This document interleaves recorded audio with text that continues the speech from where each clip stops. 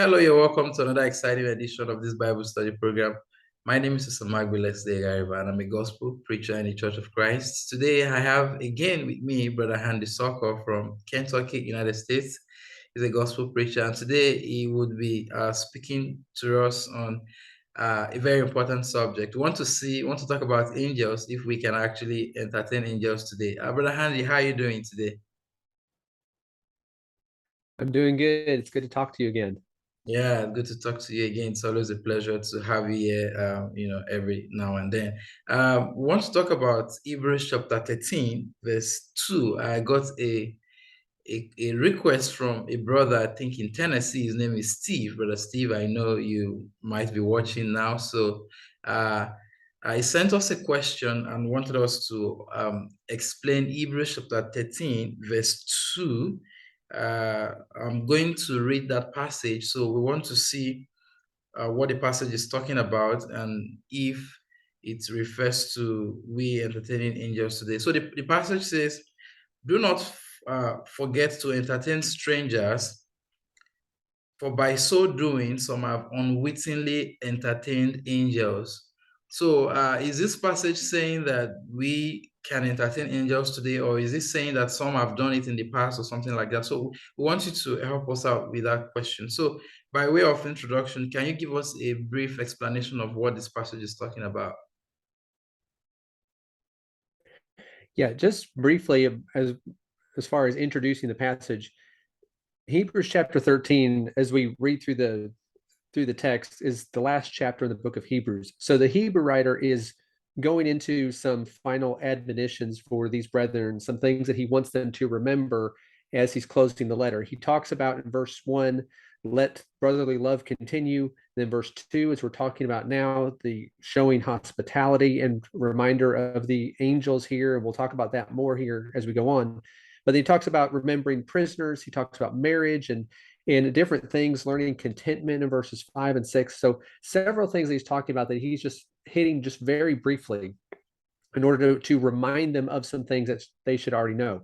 So here in verse 2, as you already read, that they were told to show hospitality. And the New American Standard Version that I'm reading from, the wording's a little bit different, but the thought is the same. It says, do not neglect to show hospitality to strangers, for by this some have entertained angels without knowing it. So it uses the word, at least in this translation, uses the word hospitality. And a lot of times when we read this verse and questions come up, like the one that was submitted to you, that, well, what does this mean as far as the angels? And that's an important question, and we're going to address that here. But we first need to understand what he's talking about in regards to hospitality, because that's really the main point of this verse here. When the Bible uses the word hospitality, it's talking about, or that term means showing love to strangers primarily. So this is more than just showing kindness to others. It's about welcoming them, it's providing help to others, it's meeting their needs as they have them. So this is about, and again, we're going to talk about the angel part here in just a minute, but he's reminding them, you need to make sure that you are doing good and you are showing hospitality. Remember back in First Timothy chapter 3 and Titus chapter 1, when Paul talks about the qualifications for elders in the church, one of the qualifications is that they are to be hospitable. Mm, That this is something that the elders in the church, as they are the ones who are the model examples for us to follow as they oversee the church, that this is something that they are to have. This is something that all of us are to strive for. And that's what is being emphasized first and foremost in this verse. So as we talk about here in just a minute about the angels, we need to understand at this point here, because whether this is talking about angels appearing on earth in the past or in the present or in the future or anything, if we neglect the point about hospitality, then anything else we say about this verse is meaningless. So mm. we have to start there understanding what hospitality is and the need for each one of us to be showing hospitality to others. Thank you, thank you. So that's a good introduction. So basically, the text is more of we being hospitable, and I like the Timothy passage. elders are to be hospitable, and I believe also Christians in general are to be hospitable. So that's basically what the text is talking about. So, we should be hospitable. Thank you very much. So now let's go to the other part of the text. It talked about entertaining angels. Some have, I like your translation, it says some have unknowingly entertained angels. So I want to ask you, is this saying, before we even talk about whether we can do that today or not, is this text saying that, is it making a reference to those who have done it in the past, or is it saying that angels could be entertained today from the text? What exactly is it talking about? Well, specifically, what he's talking about here in this verse, he says that some people have done this. So he's referring to what's done in the past. And if we remember from studying the book of Hebrews, not too long before this, he talked about all of the faithful from the Old Testament in chapter 11, about how all of these ones, what they did by faith. And so he's already been leading their minds back to those examples there in the Old Testament. And so he's doing this again here in this verse where it says that some have entertained angels without knowing it, or they've done this unawares, some translations have. So some have done this. And so he's referring to two basic times, or two times when this has happened. In Genesis chapter 18, you have angels appearing to Abraham. And when we look at Genesis chapter 18, we see that you have three travelers coming to Abraham. I'll just summarize it here because it's a long chapter to go through all of it. But you have three travelers coming to Abraham. And one of them is identified as the Lord. He is the one who is conversing with Abraham, while the other two are then go on from there to go toward Sodom. The Lord reveals what he plans to do with Sodom, and judgment against them. But Abraham, when those three travelers came, he welcomed them, he provided food for them, and or give them a place to rest and to recharge during their travel. So Abraham did this. Then you get to Genesis chapter 19 in the next chapter with the two angels, they're in the form of men, going to Sodom, and Lot meeting them there and invites them into his home. And we remember the story in Genesis chapter 19, or the account of what happens, where you have the men of the Sodom there at night surround the house and demand that Lot give over the men who had come to them. The text makes it clear that these are angels, but they came in the form of men. But they demand that Lot send out these men to them so that they could, said, my translation says to have relations with them. But they were practicing the sin of homosexuality. That's what they wanted to do. And Lot, not only did he welcome them into his home, but he also provided protection for them there, where he stood between the mob and the door, where he was trying to protect them, protect the ones that had come into his home. So in both of these examples, you have angels coming in the form of men. They first came to Abraham, then they came to Lot, both of them in different ways because the situation was different, but they both provided help and provided shelter and food and the things that these travelers needed. They provided help for them in the circumstances that existed there in that time. So Hebrews 13 and verse 2 is specifically talking about those who have done this, that this was done in the past. We have the example of Abraham. We have the example of Lot, examples that these Hebrew brethren would have been familiar with.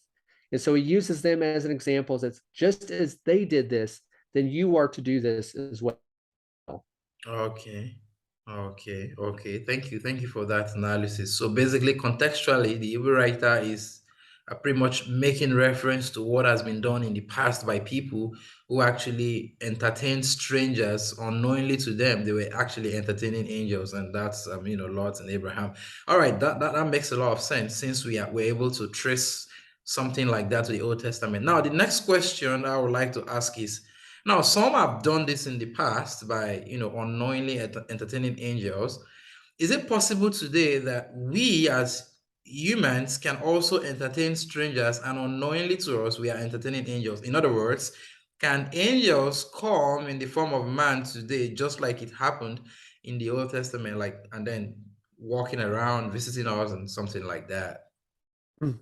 Yeah, it's a good question, because even if we look at this passage and say, well, this he's talking about something that was done in the past, there's Mm, still the question, okay, but is this something that can also be done today?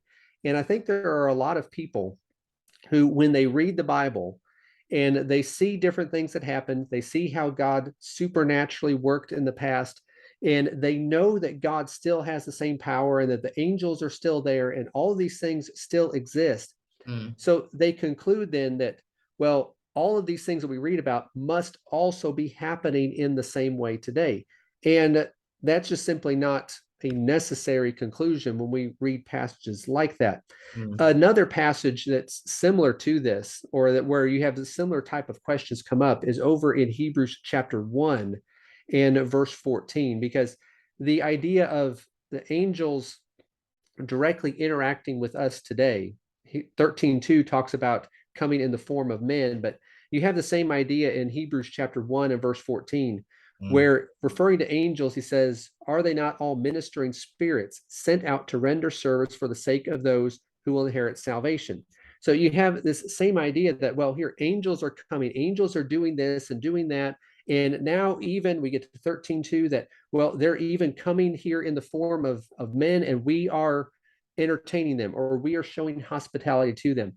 The problem is there are several assumptions that are being made when we get to that conclusion, because we're assuming that whatever was going on then mm, must still be going on today. mm, And we're assuming that the angels who are described as ministering spirits in chapter 1 of verse 14 are not just ministering spirits, but they're ministering spirits that also have a bodily form.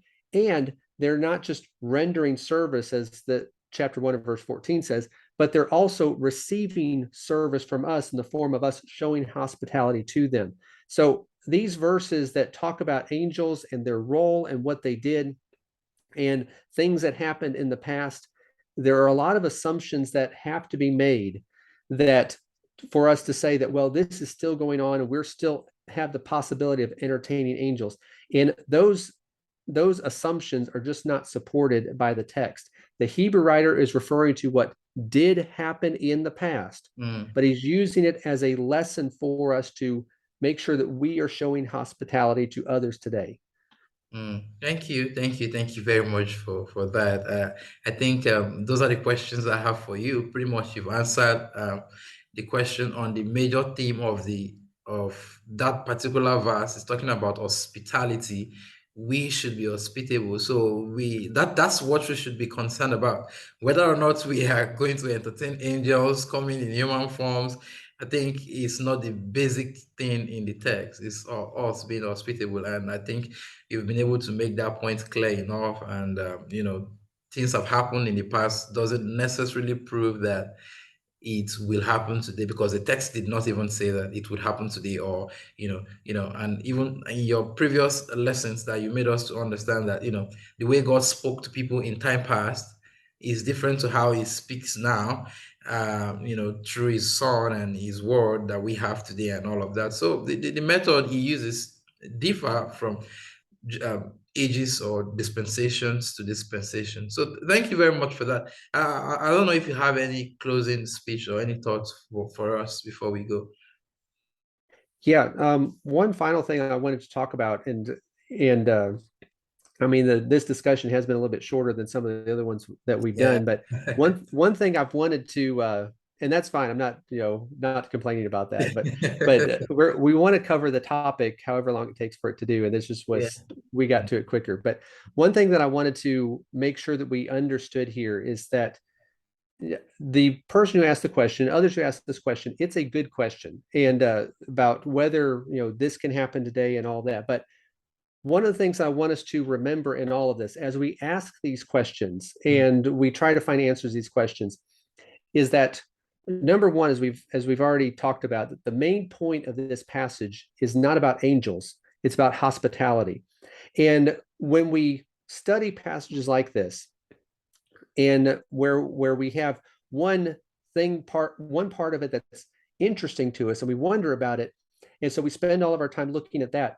We need to be careful not to get too caught up in those things where we just try to understand this from an intellectual level and we become distracted from the practical application. Because this was an admonition to by the Hebrew writer to these brethren that they were to examine themselves and see, are they showing hospitality as they should? And it's the same thing for us today. So we look at this passage and we think, well, are we doing what Abraham and Lot did? Are we showing hospitality the way that they did? And when we think about their examples, just to kind of summarize what they did, because they were used as the example here, is that if we're going to be like them and showing hospitality, number one, we need to look for those that we could show hospitality to, those that we could help or help meet their needs. And then number two, we need to make preparations to be able to help. That may mean providing physical things. It might mean working in order to be able to have the things that, or the food or whatever it might be, to be able to help them. Number three, we need to be welcoming to those who cross our paths in everyday life. Number four, we need to be willing, even sometimes, to open up our home to others. And five, we need to be willing to make sacrifices for others, just as especially Lot did when he stood outside the door in order to help protect those who are in his home. So the question about angels is an interesting one, and it's a good one to talk about, but we also need to look at ourselves and see, are we doing what people like Abraham did and Lot did, and showing hospitality? That, again, going back to the qualifications for elders, that was something that was a necessary requirement for them to be elders in the Lord's church. Well, for all of us, do we have that qualification? Are we developing that and practicing that? So that's really the point of the passage, that we need to be showing hospitality to others as was done by those examples that we see in the scriptures. Thank you very much, Brother Handy. I like that addendum. Even in James, as you were talking, my mind went straight to James chapter 1, verse 27. It says, pure religion and undefiled before God and the Father is this. There are two things. It says to visit the fatherless and widows in their afflictions, and to keep oneself, unspotted from the world. So if you look at the Bible, the New Testament, there are several passages that actually hammer on we Christians being kind to everyone. Even Galatians 6:10, which some people have taken as a floodgate to, or an avenue to do a lot of things now, but tells us to do good to all men, especially those of the household of faith. So I think that's right. Even the widows who are to be taken into the number, I think being hospitable, washing the saints' feet was one of those qualifications. So it's a very important qualification that all Christians need to actually have. And that's the basic point, like you have pointed out. I'm sure Abraham and Lot were not looking or expecting that they were entertaining angels. So today we shouldn't be looking for angels. We should be looking to fulfill the instruction of being hospitable. Yeah. And one other point, as you were saying that I thought of, that if this were still happening, that if there were angels still out here today, it shouldn't matter to us whether they're angels or not, because Abraham and Lot, they were showing hospitality to the people who came to them. They didn't know they were angels. That's what this verse says. They were entertaining angels without knowing it. That we don't, if we get the idea that, well, this can still happen today, that we could get caught up into thinking that, well, I'm going to wait and I'm going to help the angels and I'm not going to worry about anyone else. Like, no, that the point is you help everyone that you have the opportunity to help. And it doesn't matter, angels or not, even if that were still happening today, you need to show hospitality. And that's for each one of us to remember. Yeah, thank you. That's Brother Handy Sokos still talking to us from Kentucky, United States. He's a gospel preacher, and like I always mention, his website is plainbibleteaching.com. You can go there. I think he's on YouTube as well with Plain Bible Teaching, so you can actually get him there. And he teaches. I think he's doing a lot of series on Restoration Movement, the Book of Timothy, and all of that. So, you know, it's got a lot of things on there. Thank you very much for always coming. And I thank you also, Brother Steve from Tennessee, who sent in the question. I really do appreciate that. Makes me know that my program is being watched, in different places. I was surprised, when I got the question. So I'm glad about it. Thank you so much for that. And if anyone has any question also, you can actually send in and then we would address the question. It's a very good question, just like Brother Handy has actually said, and I believe that he has done justice to that. Without anything else, do you have any other thing to say? Well, that was all I had. All right, all right. Thank you very much. So we would end it here for today till we meet again. May God bless you.